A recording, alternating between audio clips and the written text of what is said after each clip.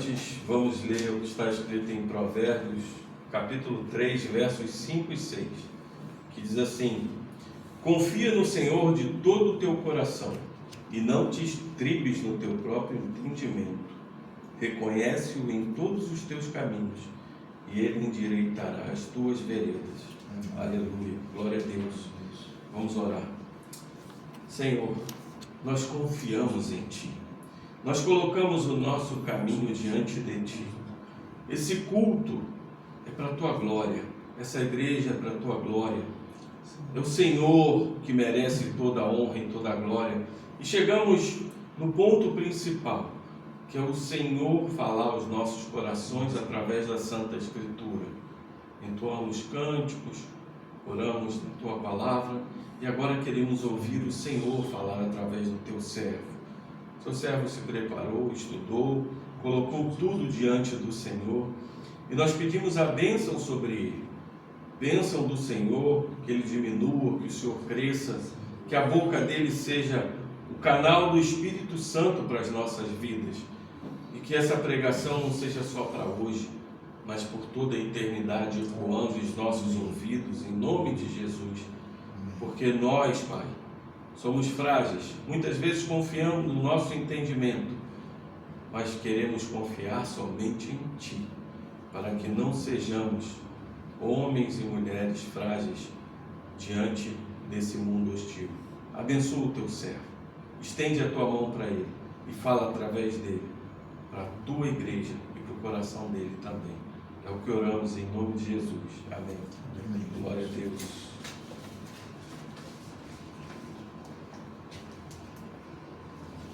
Deixa sentar.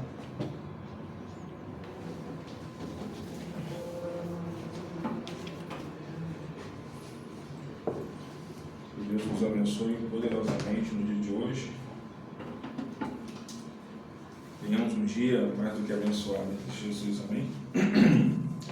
Vamos abrir as nossas Bíblias, no livro do profeta Jeremias, capítulo 2.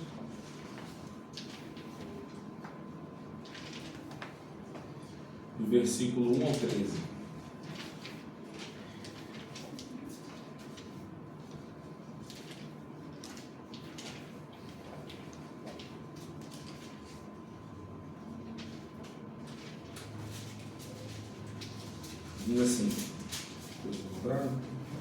Diz assim, a mim me veio a palavra do Senhor dizendo, vai e clama aos ouvidos de Jerusalém. Assim diz o Senhor, lembro-me de ti, da tua afeição, quando eras jovem, e do teu amor quando noivo, e de como me seguias no deserto, numa terra que se não semeia. Então, Israel era consagrado ao Senhor, e era as primícias da sua colheita. Todos os que o devoraram se faziam culpados. O mal vinha sobre eles, diz o Senhor. Ouvi a palavra do Senhor, ó casa de Jacó, e todas as famílias da casa de Israel. Assim diz o Senhor, que a injustiça acharam vossos pais em mim, para de mim se afastarem, indo após a nulidade dos ídolos, e se tornando nulos eles mesmos, e sem perguntarem, onde está o Senhor que nos fez subir da terra do Egito?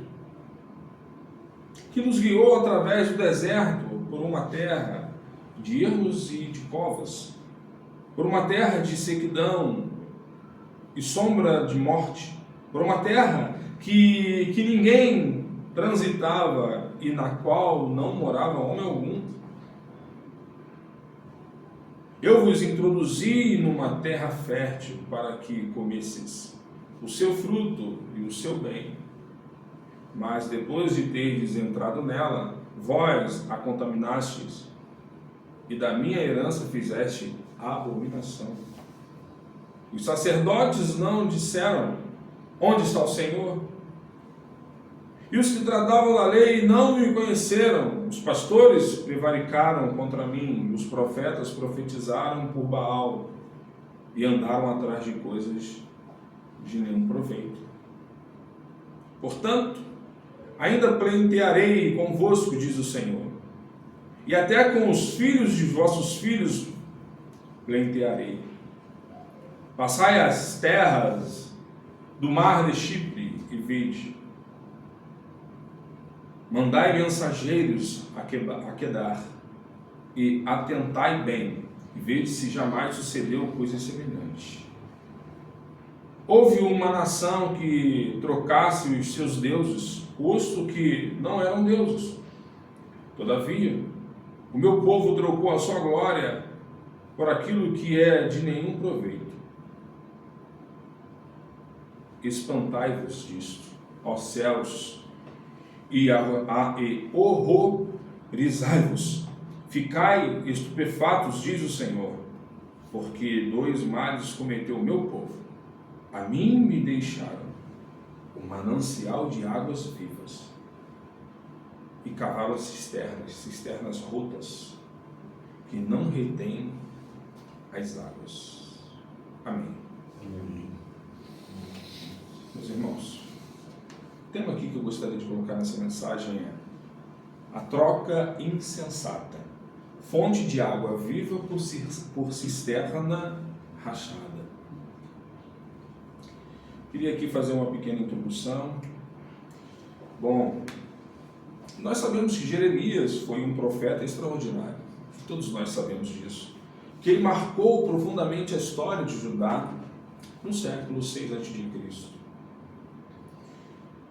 E o seu ministério se estendeu de 30 a 40 anos, abrangendo um período político turbulento, marcado pela expansão da Babilônia e culminando na captura, né, de Jerusalém. E a gente sabe que esse homem foi nascido por volta de 640 a.C., durante o reinado de Josias. Jeremias veio de uma família sacerdotal e vivia em uma cidade chamada Anatote, no território de Benjamim. Era aproximadamente a cerca de 5 quilômetros de Jerusalém. Jeremias, conhecido como profeta chorão, devido ao seu coração quebrantado diante do pecado obstinado do povo. Então, apesar de tudo, era um profeta emotivo que amava o povo de coração. E ele lamentou profundamente o pecado de sua nação. Eu fico imaginando Jeremias, uma família sacerdotal, vendo o pai, fazendo todos aqueles rituais no templo. Eu me imagino que ele seria um sacerdote. Imagine você, que normalmente o filho sempre quer ser o que o pai é. Isso é normal. Mas Deus separou Jeremias para ser boca dele diante do povo, ser representante de Deus diante do povo. E foi então Jeremias levantado por Deus como profeta. Profeta que sentia dor, que chorava, porque sabia aquilo. E Deus o levantou. Então, meus irmãos, é impressionante a semelhança que há entre a vida de Jeremias com a vida de Jesus. Olha que interessante, os dois nasceram e cresceram em um pequeno povoado, vamos dizer assim. Jeremias em Anatote, e Jesus cresceu em Nazaré. Em Nazaré. Pode vir alguma coisa boa de lá? Entende? Os habitantes de Anatótis rejeitaram Jeremias e o procuraram matá-lo. Da mesma maneira que os habitantes de Nazaré rejeitaram Jesus. Então os líderes religiosos foram os principais inimigos de Jeremias. E a mesma coisa aconteceu com Jesus. É interessante isso. Então Jeremias atacou o povo por causa da fé supersticiosa que tinha no templo. E por crerem que a conduta moral não era importante, já que eles obedeciam ao ritual do templo, entende? A religiosidade do templo.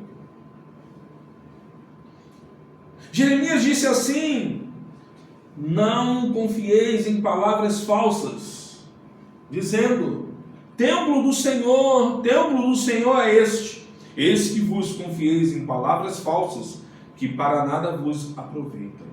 Será esta casa que se chama pelo meu nome um covil de salteadores os vossos olhos? Eis que eu mesmo vi isto, diz o Senhor. Está lá em Jeremias capítulo 7, no versículo 4. E do 8, versículo 11. Jesus, tendo entrado no templo, expulsou a todos que ali vendiam e compravam.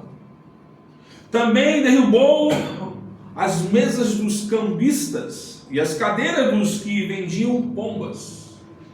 E disse-lhes: está escrito: a minha casa será chamada casa de oração. Vós, porém, a transformais em covil de salteadores. Está lá em Mateus capítulo 21, versículo 12 e 13. Então, tanto quanto Jeremias como Jesus estavam destinados a viver uma vida solitária.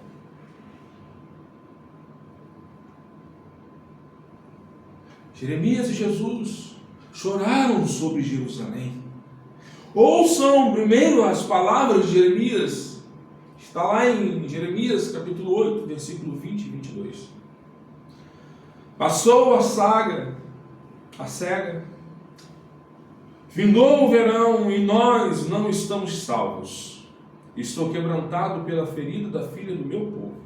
Estou de luto. O espanto se apoderou de mim. Acaso não há bálsamo em Gileade? Ou não há lá médico? Porque, pois, não se realizou a cura da filha do meu povo. Jeremias capítulo 9, versículo 1 diz assim: proveirar a Deus a minha cabeça se tornasse em águas e os meus olhos em fonte de lágrimas. Então choraria de dia e de noite os mortos da filha do meu povo. Lá em Mateus, capítulo 23, versículo 37, diz assim: Jesus disse: Jerusalém, Jerusalém, que matais os profetas e apedrejais os que te foram enviados. Quantas vezes quis eu reunir os teus filhos, como a galinha junta os seus pintinhos debaixo das asas, e vós não o quisestes. Então, Jeremias e Jesus sabiam que a palavra final que vinha de Deus Pai não era de juízo, mas de uma nova aliança. E assim, que é interessante que lá em Jeremias capítulo 31, versículo 31 vai dizer: eis aí vem dias, diz o Senhor, em que firmarei nova aliança com a casa de Israel, com a casa de Judá. E lá em Mateus capítulo 26, versículo 27 e 28 vai dizer: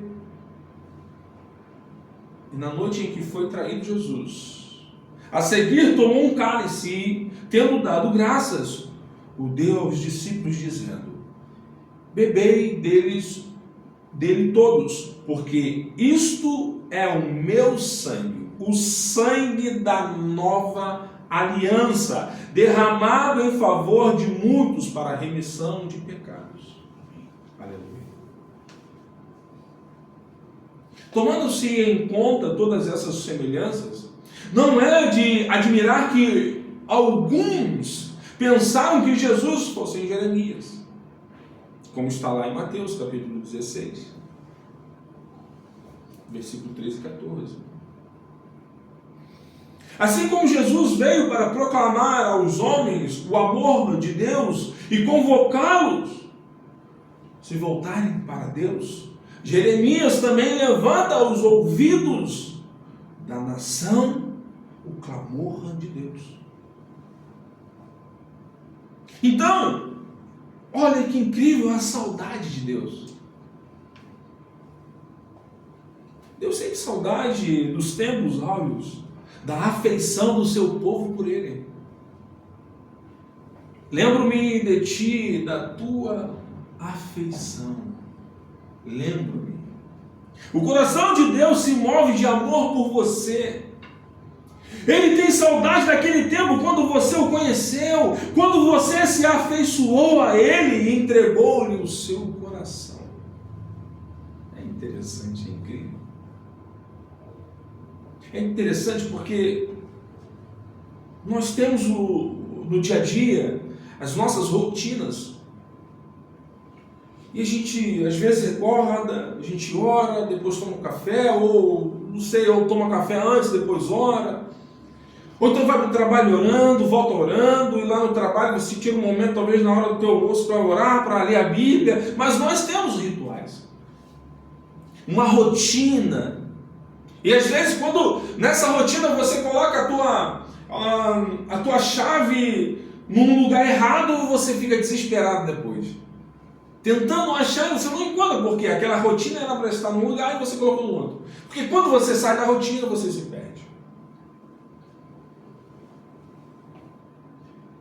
Deus não está falando disso. Deus está falando de algo mais íntimo. Algo que sai da rotina. Algo que não está mais no automático, entende? Então Deus tem saudade daquele tempo em que você se deleitava nele e tinha prazer de ler sua palavra e falar com ele em oração. Deus tem saudade daquele tempo que você vinha à sua casa exultando de alegria e cantava louvores a Ele com todo o fervor da sua alma. Então, meus irmãos, Deus nos chama aqui para a gente sair da nossa rotina. Então Deus tem saudade daquele tempo quando o seu coração era totalmente dele e você descansava nele nas horas das suas aflições. A religiosidade acaba nos trazendo uma rotina que muitas das vezes não é isso que Deus quer. Pensa comigo, todo dia eu passando lá na casa do pastor Flávio para tomar café com ele, todo dia, meu irmão. Imagina, todo dia eu passar lá. Seria uma bênção, né? Mas pensa você, pensa comigo. Então todo domingo eu vou lá na casa do Zé comer comida com ele lá, almoçar, que bênção. Todo domingo. Entende? Aquela rotina que se torna algo que a nossa alma meio que se cansa.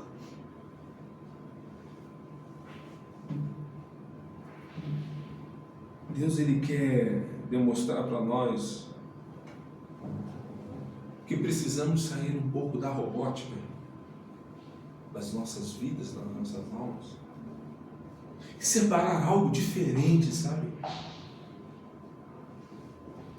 Aí você diz assim, pastor, mas está dizendo que 3 vezes ao dia que eu gosto de orar a Deus? Não, surpreende, tenta surpreender Deus, se é que você consegue. Vai conseguir. Sabe quando o filho vai atrás da cortina e você sabe que ele está lá, ele vai e tenta surpreender o pai, mas o pai sabe que ele está lá. Mas ele tentou agradar o pai de uma forma tão incrível, impressionante. Mas o pai está lá.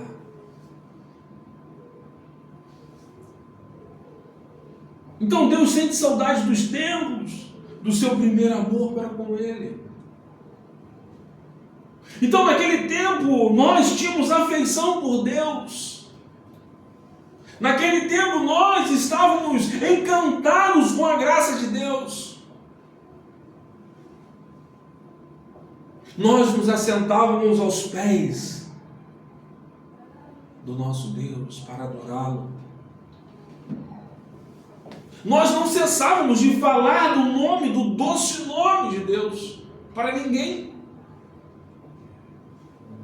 Naquele tempo nosso coração batia mais forte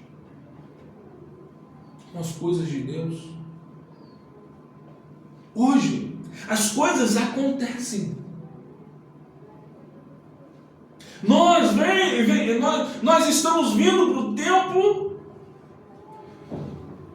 gastamos os nossos rituais, mas mantemos um compromisso externo.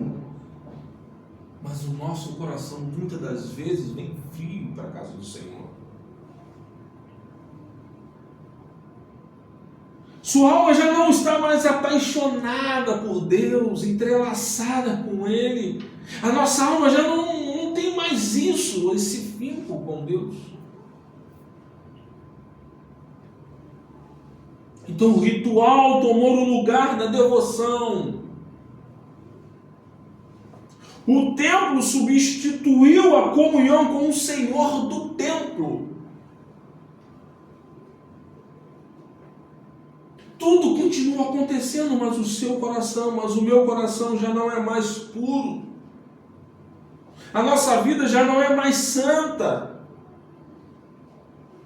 Deus não é mais o prazer da nossa alma.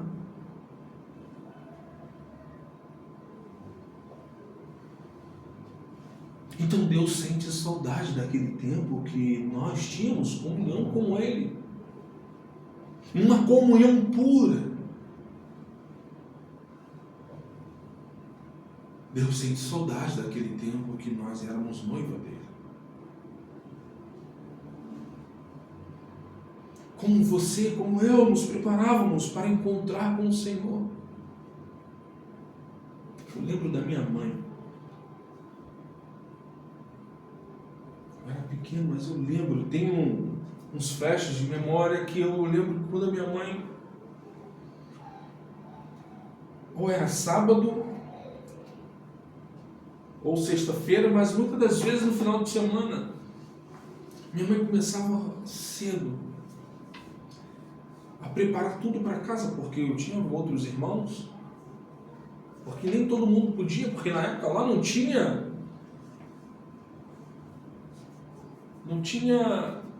ônibus, e a igreja era distante, então não tinha como levar todo mundo. Às vezes meu pai estava trabalhando fora. Eu lembro a minha mãe arrumando tudo muito cedo para ter a melhor oportunidade de chegar cedo na igreja. Mas eu via na face da minha mãe aquela paixão de ir para a igreja, sabe? E o mais interessante é que ela preparava tudo aquilo cantando louvores a Deus.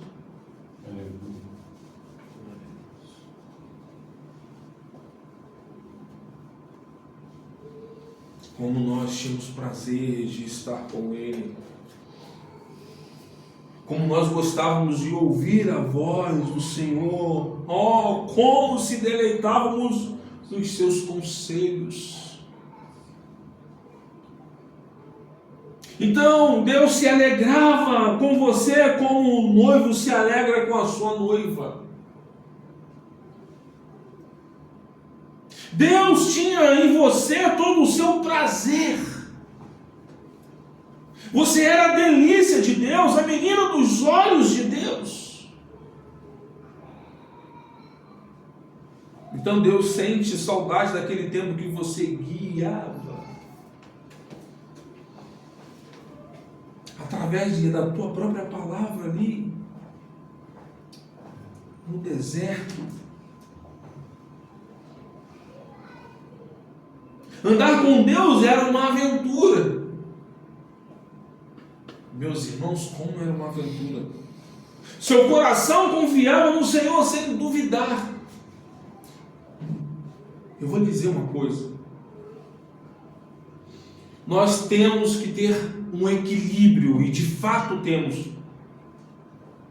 Eu lembro quando eu estava num sábado no quartel, porque eu era o laranjeira, que eu morava no quartel.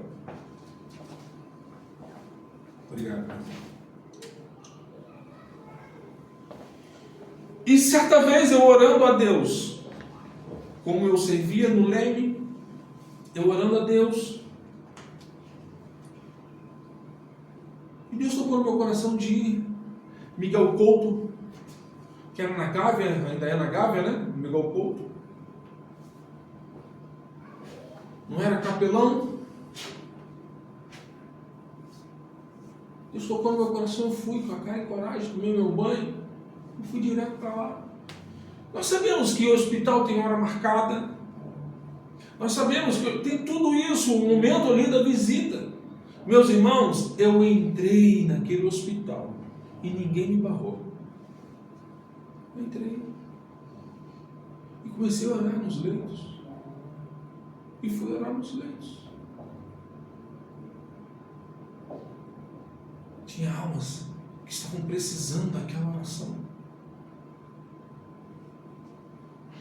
Nós precisamos aquecer mais o nosso coração na presença do Senhor.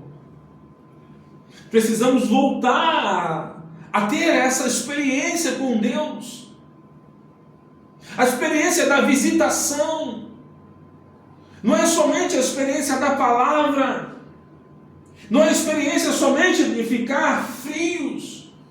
Mas a experiência do coração aquecido pela visitação do Espírito Santo em nossas vidas.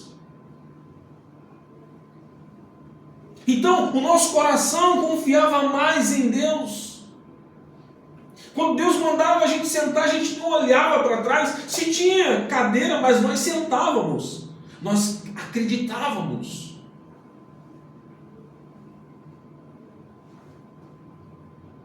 E nós saímos do cativeiro.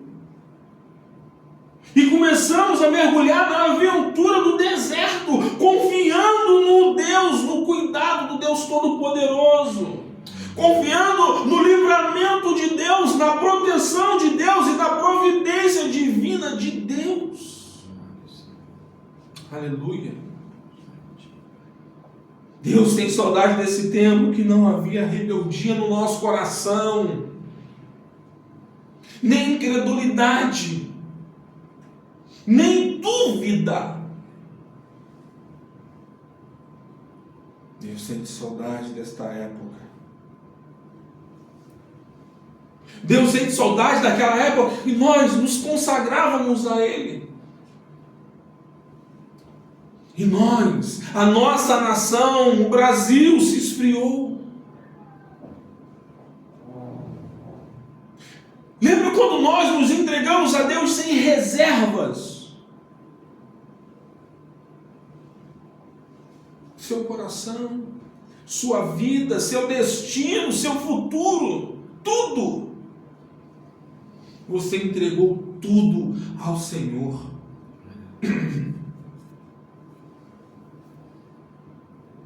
Você era totalmente dele. Deus tem saudade deste tempo quando Deus era o seu maior tesouro, a sua maior riqueza, a sua maior alegria, a sua grande recompensa,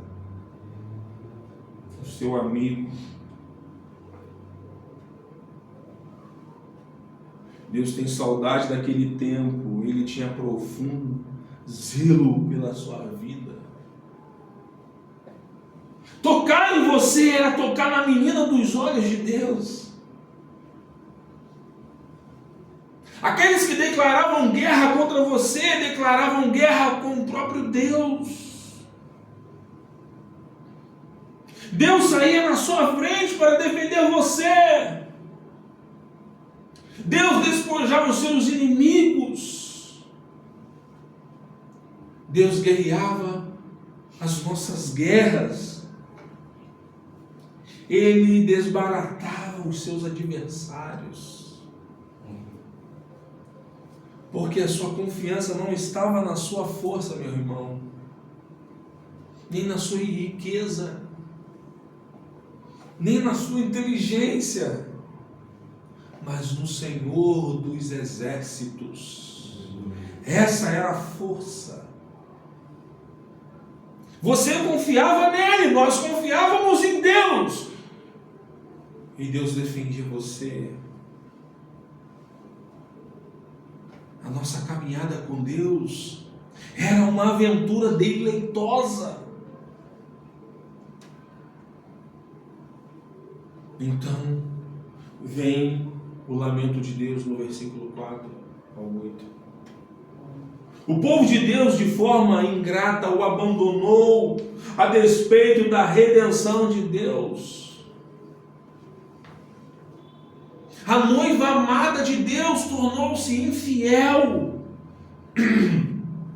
Ela se encantou pelos seus muitos amantes e se afastou do amado de sua alma.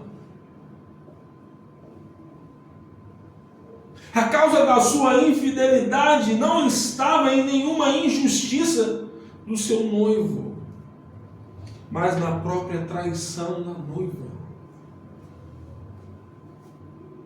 Pensa comigo, Deus tirou o povo do Egito debaixo de chicote, das algemas de ferro, da escravidão. Deus quebrou os grilhões, tirou a garganta.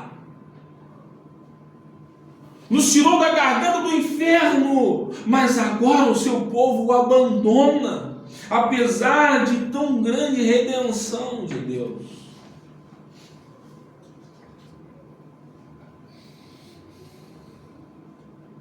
Então Deus nos tirou do império das trevas, da potestade de Satanás. Ele quebrou nossos grilhões, nos perdoou, nos remiu, nos amou e ainda nos ama. Éramos escravos e Ele nos amou. Mas muitos hoje o abandonaram e o trocaram por outros deuses. O povo de Deus, de forma ingrata, o abandonou a despeito da proteção de Deus.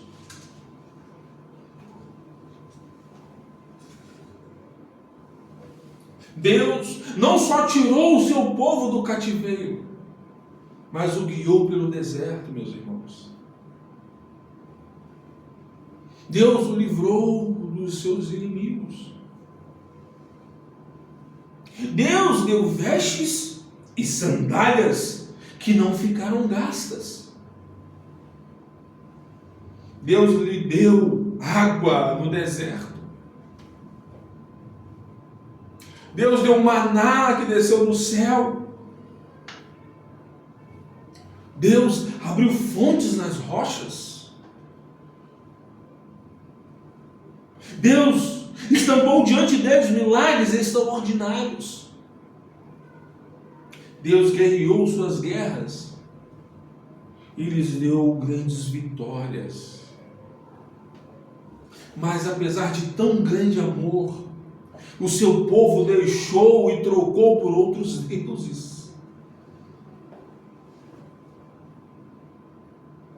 Deus também tem nos abençoado, de fato nós observamos isso. Deus tem nos dado vida, saúde, a família, alimento, o abrigo, a proteção. Ele tem nos guiado e nos livrado do mal, no momento que nós estamos vivendo neste mundo.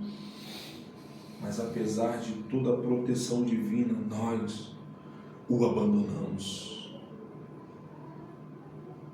Às vezes dia sim, outro também, e nós o abandonamos.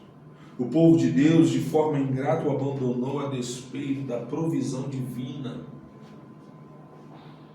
Deus introduziu o seu povo em Canaã, uma terra deleitosa. Deus foi fiel em todas as suas promessas. A terra foi presente de Deus. Não foi a conquista do povo, mas um presente de Deus. A entrada na terra foi ação divina, não obra humana. Tudo foi feito por Deus. Tudo veio de Deus. Mas quando o povo entrou na terra prometida, em vez de dar glória devida ao Senhor, contaminaram a terra. Em vez de serem luz às nações, corromperam-se com as outras nações. Em vez de influenciar as nações, foram influenciados por elas. O povo de Deus, de forma ingrata, o abandonou por causa da corrupção da sua própria liderança. Não é mera coincidência nos dias de hoje. O povo é um retrato de sua liderança. Enquanto estamos buscando melhores métodos, Deus está buscando melhores homens. Aqueles que deveriam conduzir o povo a Deus. A liderança desviou o povo de Deus. Tornou-se laço em vez de canal de bênção. Tornaram-se lobos em vez de pastores. Os sacerdotes tornaram-se omissos. Os mestres da palavra tornaram-se ímpios. E os pastores tornaram-se aproveitadores. Os profetas tornaram-se apóstatas. Então, como não se indignar com um povo desse? E aqui há uma indignação de Deus. O povo de Deus tornou-se mais infiel do que os pagãos. Os ímpios, mesmo adorando ídolos mudos, que não são deuses, não trocavam esses deuses por outros deuses. Mas Israel, mesmo servindo o Deus vivo, abandonou o Senhor e trocou por ídolos de nenhum valor. A fidelidade dos ímpios aos seus deuses reprovava a infidelidade de Israel. Os pagãos são mais dedicados aos seus deuses do que o povo de Deus ao Senhor. Eles eram mais zelosos do que o próprio povo. Então o povo de Deus abandonou o Senhor, a fonte das águas vivas. O pecado do povo de Deus é tão grave que até o céu ficou espantado. É algo inacreditável. O povo de Deus abandonou o Senhor. Mas que Senhor? Para Davi, Deus é o bom pastor. Para Moisés, é o fogo que consome. E para Jeremias, retrata Deus com figuras. Para Jeremias, Deus é a fonte das águas vivas. Aleluia. Aleluia. Então, como explicar Deus? Como explicar Deus? É a mesma coisa que tentar esvaziar o oceano com uma vasilha. Deus é a fonte da vida. Nossa vida depende dele. A alma afasta de Deus. Quando trocamos coisas pelo mundo, a alma vem se afastando todas as vezes. E fazemos trocas incessantemente. Então a alma afastada de Deus já está morta. Sem Deus, nós não podemos viver. Só na presença de Deus temos plenitude de alegria e de vida. Deus é a fonte de vida abundante. Deus não é uma cisterna, mas uma fonte. Uma cisterna apenas armazena água, mas uma fonte produz água. A água corre da fonte. A fonte é inesgotável. A fonte tem água viva, água limpa, água que flui abundantemente. Isso é símbolo da vida que Cristo oferece. É uma água abundante. Quem nele crê tem uma fonte a jorrar para a vida eterna. Quem nele crê nunca mais terá sede. Quem nele crê, rios de água viva fluem do seu interior. Jesus veio para lhe dar vida em abundância. Esse é o amor de Deus para com seu povo. O povo de Deus cavou cisternas rotas, que não retém as águas. O povo que vive no vale, de um lado tudo seco, do outro lado abundante, água abundante. O povo vive no lado seco em vez de viver no lado que tem um pomar frutífero. Então, de repente, o povo começa a cavar na areia dura do deserto, e de repente todos gritam: há água aqui. O povo, desesperado de sede, corre. Ao chegar, descobre que a cisterna está rachada e não pode reter as águas. Apesar de tanto trabalho para cavar, não há esperança para essas pessoas. Isso é um símbolo de insensatez do povo que abandona o Senhor e busca satisfação em outras fontes. Então, meus irmãos, o Senhor Deus é o manancial das águas vivas. Então, por que o seu povo abandonou? Muitas das vezes o povo de Deus tem se cansado de Deus. Tem sido traído e seduzido pelo pecado, pelo mundo, pelas cisternas rachadas. O livro do profeta Miqueias vai dizer: povo meu, que te tenho feito? Por que te enfadaste de mim? Responde-me. Miqueias, capítulo 6, versículo 3. O filho pródigo sentiu-se insatisfeito na casa do pai e foi para um país de terra distante, onde gastou tudo o que tinha vivendo libertinamente. Hoje, trocamos o Deus Todo-Poderoso pelo prazer, pelo dinheiro, pelo sucesso, pelos ídolos modernos. O perigo de ser reduzido por algo artificial. Então Israel deixou o Senhor e se deixou seduzir pelos ídolos, pelos deuses falsos. Então Israel pensou: o nosso Deus é muito exigente. Queremos uma religião que nos puxe menos, que nos dê mais liberdade, que nos dê mais espaço, que não cobre tanto a minha vida.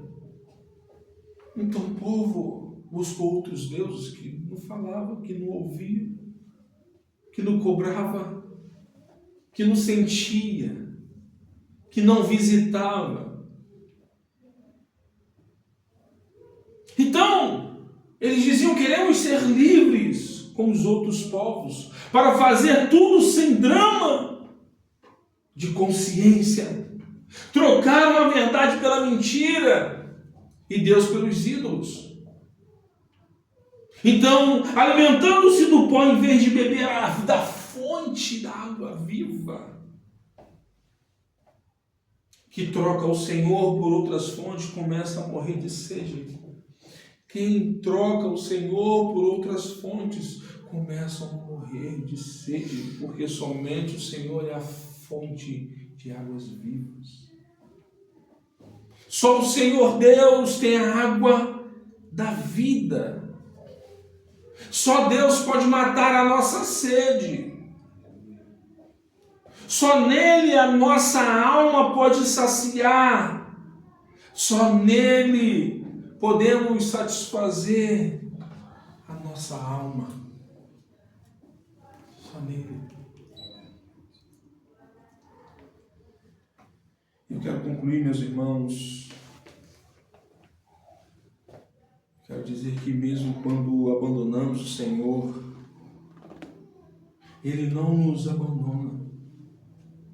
E de fato, Deus continua pleiteando com o povo e com seus filhos. Deus não abre mão da sua vida. Ele não desiste nem de mim, nem de você. Pedro desistiu de Jesus, mas Jesus não desistiu de Pedro. A seca é um brado de Deus ao nosso coração, para que possamos voltar para a fonte, tomar da fonte, que é para a vida eterna. As cisternas rachadas é uma voz do céu ao seu coração, ao meu coração. A disciplina de Deus é uma arma poderosa de Deus ao seu, ao meu coração. Porque Ele corrige, Ele conserta, Ele exorta. Somente quem ama, somente quem tem vida. A disciplina de Deus é uma arma poderosa de Deus ao meu e ao seu coração. Deus mandou o povo para o cativeiro, porque quando não ouvimos a voz de Deus, temos que experimentar a vara de Deus, a correção de Deus. A Babilônia foi a vara da ira de Deus para trazer o povo de volta ao Senhor. E não vai ser diferente para nós, meus irmãos. Dias tenebrosos estão por vir sobre o Brasil e sobre o mundo, e nós sabemos disso. E Deus nos chamou nesta manhã para que possamos nos preparar. Porque Deus irá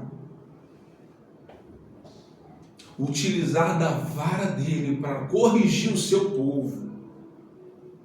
E o chamado de Deus continua, e continua, e continua, e eu te pergunto, o que você vai fazer? O tempo de Deus é agora, e nós precisamos voltar para mais e mais diante de Deus, para o Senhor dos exércitos de Israel, o Deus de Abraão, o Deus de Isaac e o Deus de Jacó. Para que possamos estarmos firmes, sem tentar cavar poços em deserto, onde não retém água, mas que possamos confiar na fonte de água viva, que é o nosso Senhor e Salvador, Jesus Cristo. Então, esse nosso Senhor e Salvador Jesus Cristo, Ele espera de braços abertos todos aqueles que querem voltar. As pessoas que virão este vídeo, Deus está de braços abertos e Ele vai encontrar com você.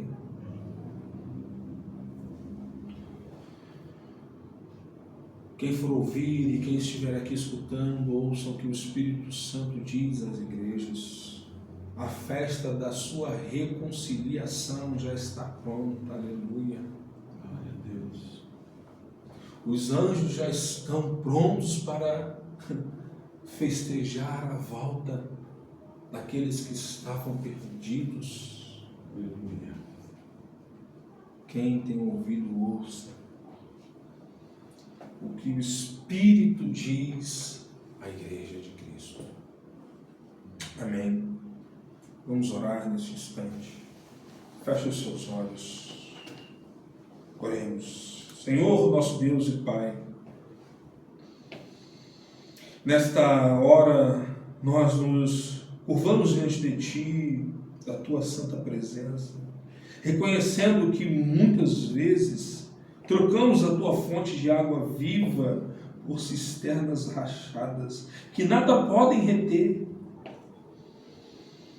Perdoa-nos, ó Pai. Lava-nos. Lava-nos de toda a escolha insensata. Venha nos livrar, Senhor Jesus Cristo, de todo o caminho que nos afastou do Teu rio de vida. Ó Deus Todo-Poderoso, abre os nossos olhos espirituais para enxergarmos a profundidade do Teu amor e a gravidade da nossa negligência. Arranca de nós todo o engano, toda a autossuficiência, Deus, e todo o ídolo oculto que tentamos cavar com nossas próprias mãos. Não queremos mais buscar satisfação em lugar que seca, em poços que se esfarelam, em promessas que não sustentam, Senhor. Restaura em nós a sede pelo Teu Espírito, Senhor.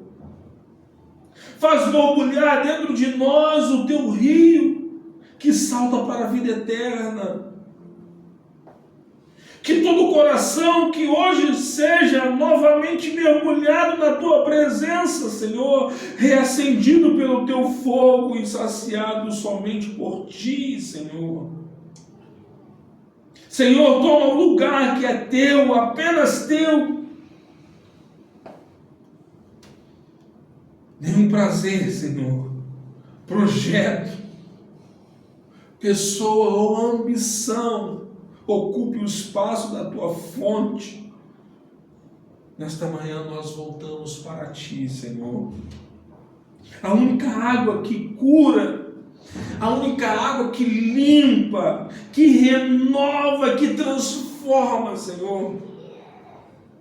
E nós declaramos em nome de Jesus que toda cisterna rachada que dominava a nossa vida está sendo quebrada e abandonada agora em nome de Jesus. E que um novo tempo comece, um novo tempo de restauração, de retorno, de intimidade profunda contigo, Senhor. Ó Deus, faz jorrar novamente a Tua água viva neste povo, no Teu povo escolhido, Senhor. Leva-nos daqui com o coração inflamado, convictos de que somente em Ti há vida, há plenitude, há propósito. E nesta manhã nós Te exaltamos, Te reconhecemos e Te desejamos. Te damos glória pela palavra ministrada e pela obra que o Teu Espírito está realizando neste momento. Em nome de Jesus, a fonte eterna, nós oramos. Amém. Amém. E amém. Nós vamos louvar ao Senhor nesse instante. O Senhor Jesus Cristo, o amor de Deus o Pai e a comunhão e consolação do Espírito Santo sejam com todos vós, hoje e para sempre. Que o povo de Deus diga amém. Amém. Deus nos abençoe. Vão em paz. Glória a Deus.